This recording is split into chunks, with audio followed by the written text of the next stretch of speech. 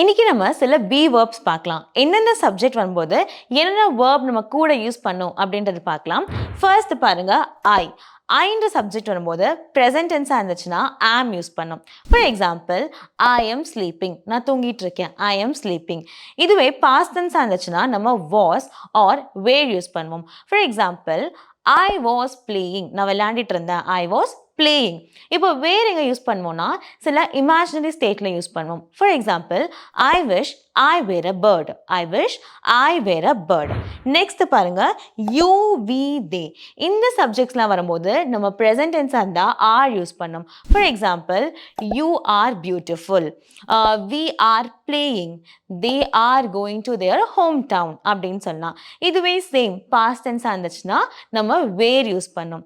For example you were looking sad, we were playing, they were going to hometown அப்படின்னு சொல்லலாம். Next பாருங்க he she it.